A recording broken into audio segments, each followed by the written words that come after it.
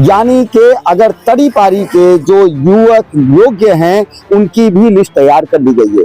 वहीं प्रशासन ने सख्त निर्देश दिए हैं कि अगर किसी प्रकार का सोशल मीडिया पर कुछ गलतियां की जाएंगी तो उन्हें बख्शा नहीं जाएगा। प्रशासन की तरफ से एक अलग से सेल बनाई गई है जिसके तहत लोगों को निगरानी रखी जाएगी और ये डिसाइड किया जाएगा कि कौन क्या कर रहा है। तो इसलिए मैं इंकलाब न्यूज़ लाइव के माध्यम से ये लोगों से अनुरोध करूंगा, कृपया फेक मैसेज से बचें, कृपया फेक वीडियोस या किसी का बयान वायरल न करें और हो सके तो सोशल मीडिया पर सही और सटीक खबरें प्रसारित करें, अन्यथा प्रशासन इतर कोणत्याही प्रकारच्या अफवांवर कोणीही विश्वास ठेवू नये। एखाद्या व्यक्तीची जात, धर्म, जेंडर अशा प्रकारे बदनामी होईल, त्याला दुःख होईल अशा प्रकारे कोणतीही कृती करू नये।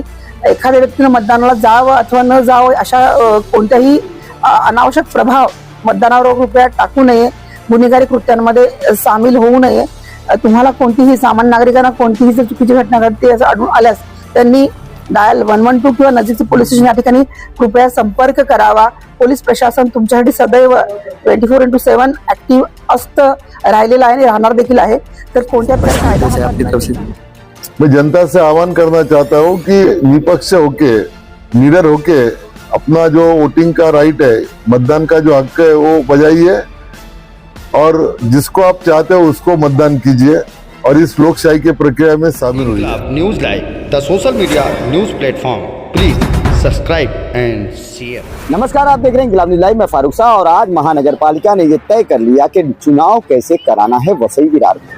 हर एक पोलिंग बूथ पर किसे रखा जाएगा, कैसे सेटअप किया जाएगा और कौन कौन सी असुविधाएं के लिए कौन कौन सी सुविधाएं दी जाएंगी। यहाँ पर डीसीपी मैडम ने भी अपनी अपनी बात रखी, वहीं आयुक्तालय की तरफ से भी दिशा निर्देश जारी किए गए। ये तस्वीरें मैं आपको दिखा रहा हूँ जहाँ पर प्रेस कॉन्फ्रेंस करके मीडिया को ये बताया गया कि हमारे सिस्टम कैसे काम करेंगे और इस चुनाव को कैसे पारदर्शिता बनाई जाएगी। एक बार जरा गौर से उनके बयानों को सुन लीजिए। आज की जो प्रेस कॉन्फ्रेंस थी वो वसई विरार महानगर पालिका इलेक्शन के लिए किस प्रकार तैयारी की इसकी जानकारी देने के लिए ये प्रेस कॉन्फ्रेंस ली गई। हमने इलेक्शन की पूरी तैयारी की हुई है। हमारे जो मतदान केंद्र किस तरह से तैयार है, ईवीएम की तैयारी कैसे हो रही है, इलेक्शन का टाइम टेबल कितना रहेगा, हमारे कितने आरओ है, आरओ की रैंक क्या होगी, इसकी जानकारी देने के लिए प्रेस कॉन्फ्रेंस बुलाई गई। हमारे पास में 9 आरओ ऑफिस में 9 आरओ रहेंगे। जो वार्ड ऑफिस है 9, वहाँ पे वो बैठेंगे। वहाँ पे उस वार्ड के नाम निर्देशन पत्र लिए जाएंगे, उनकी स्क्रूटिनी और सिंबल अलॉटमेंट भी उसी वार्ड में होगा। उसके बाद में उस वार्ड में जो स्कूल दिया गया है उस स्कूल में ईवीएम प्रिपरेशन किया जाएगा। वहीं से ईवीएम पोलिंग स्टेशन पे जाएंगे, वहाँ पे कलेक्ट करके मुख्यालय में आ जाएंगे जहाँ पर 16 तारीख को काउंटिंग किया जाएगा।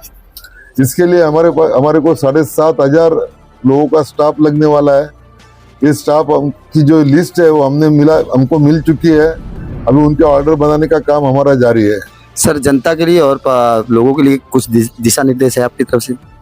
मैं जनता से आह्वान करना चाहता हूँ कि निपक्ष होके, निडर होके अपना जो वोटिंग का राइट है, मतदान का जो हक है वो बजाइए और जिसको आप चाहते हो उसको मतदान कीजिए और इस लोकशाही के प्रक्रिया में शामिल हुई। किसी के बदनामी का जो वीडियो चला नहीं सकते, जात, धर्म, भाषा, भेद, इसके खिलाफ कोई सोशल मीडिया में आप रील नहीं बना सकते। किसी उम्मीदवार है उसका चारित्र्य हनन आप सोशल मीडिया पे बिना वजह नहीं कर सकते।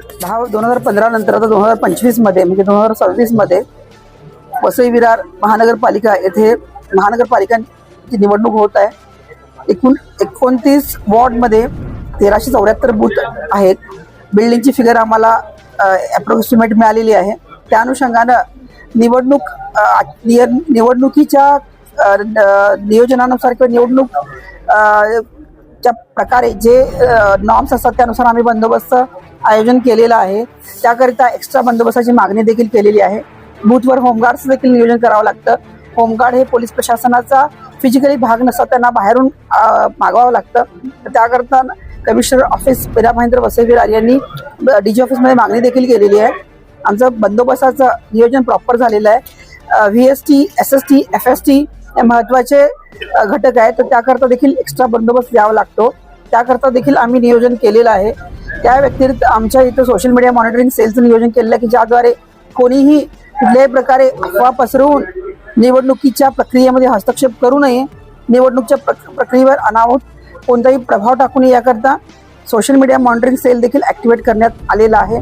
त्याद्वारे देखील आम्ही चुकीच्या घटकांवर काही ते कृती करत असतील तर त्याच्यावर प्रॉपर लक्ष ठेवून आहोत.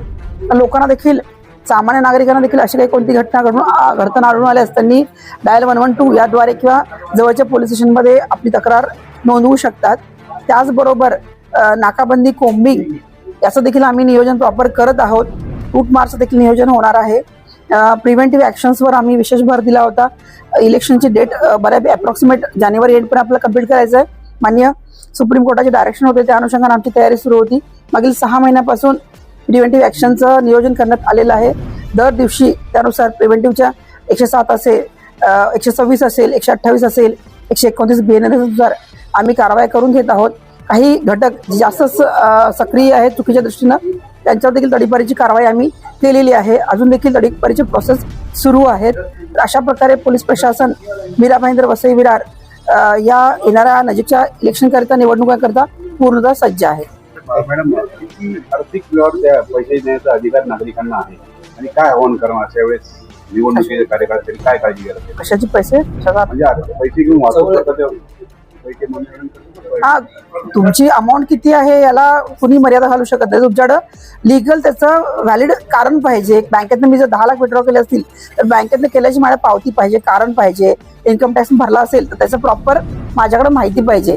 किती पैसे न्यावेत, कसे न्यावेत त्याला मर्यादा काही नाहीये, पण ते लिगल असावेत, कोणाला वाटण्यासाठी देण्यासाठी नसावेत. एवढीच माफक अपेक्षा SST मध्ये चेक करताना केली जाईल. आपल्या परिसरामध्ये काही बूथ हे तुम्ही असे निवडले आहेत का ज्या ठिकाणी पूर्वी देखील वोटिंगच्या दरम्यान काही अशी घटना घडलेल्या आहेत, त्याच्यावरती काही विशेष लक्ष असतं? हा, काही गर्दीची ठिकाणं आहेत, काही झोपडपट्टी एरिया आहे, तिथं खूप कॉम्पॅक्ट एरियामध्ये खूप मोठ्या प्रमाणात एका बिल्डिंगमध्ये 5-5 बूथ आहेत, एका बिल्डिंगमध्ये माझ्याकडे 23 बूथ आहेत.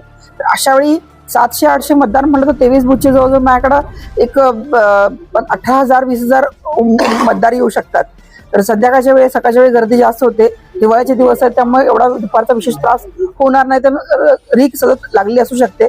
त्या अनुषंगानं गर्दीची ठिकाणं, झोपडपट्टीची ठिकाणं, गुन्हेगार वस्ती कुठेतरी जास्त पाहत असेल अशा ठिकाणं आम्ही निवडून ठेवले आहेत. तिथं विशेष बंदोबस्त आम्ही ठेवणार आहोत. आणि तत्पूर्वी देखील त्या ठिकाणी आम्ही प्रॉपर पोलीस प्रशासन चुकीच्या घटकांना, अनाहूत घटकांना कंट्रोल करण्याचं काम नक्कीच करणार आहे. काही तडीपार देखील तुम्ही ऑर्डर करणार आहात का? ती प्रोसेस सुरू असते. ऍक्च्युली कोणत्याही व्यक्तीला हद्दीतून तडीपार करताना त्याची न्याय हक्कांची पायमल्ली होता कामा नये याची काळजी एक्झिक्युटिव्ह मॅजिस्ट्रेटला घ्यावी लागते. त्या अनुषंगाने आम्ही त्यांना वाजवी पुरेशी संधी देतो. तर ती प्रोसेस महिन्यात 2 महिन्यात चालते. तर तशी प्रोसेस ऑलरेडी सुरू आहे.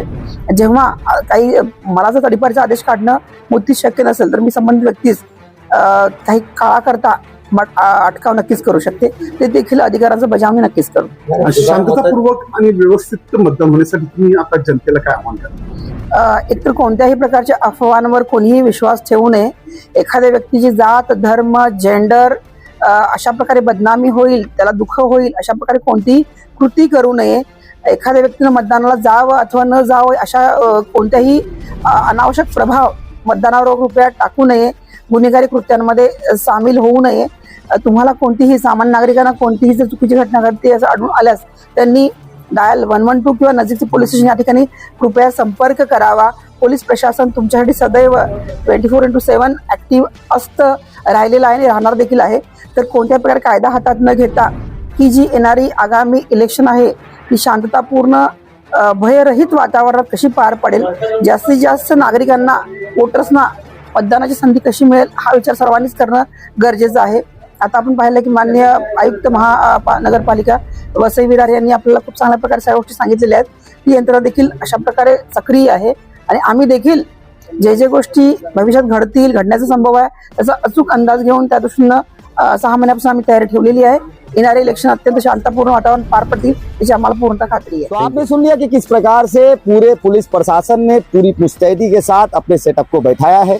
यानी कि अगर तड़ी पारी के जो युवक योग्य हैं उनकी भी लिस्ट तैयार कर ली गई है।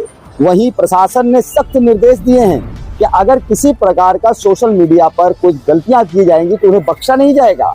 प्रशासन की तरफ से एक अलग से सेल बनाई गई है जिसके तहत लोगों को निगरानी रखी जाएगी और ये डिसाइड किया जाएगा कि कौन क्या कर रहा है। तो इसलिए मैं इंकलाब न्यूज़ लाइव के माध्यम से ये लोगों से अनुरोध करूंगा, कृपया फेक मैसेज से बचें, कृपया फेक वीडियोस या किसी का बयान वायरल न करें और हो सके तो सोशल मीडिया पर सही और सटीक खबरें प्रसारित करें, अन्यथा प्रशासन अपनी पूरी मुस्तैदी से पैनी नजर बनाए हुए है। आप देख रहे थे इंकलाब न्यूज़ लाइव, मैं फारूक। अगली खबर प्राप्त करने के लिए चैनल को सब्सक्राइब करें, लाइक करें और शेयर करें और सपोर्ट करें निःशुल्क पत्रकारिता का। जय हिंद, जय महाराष्ट्र।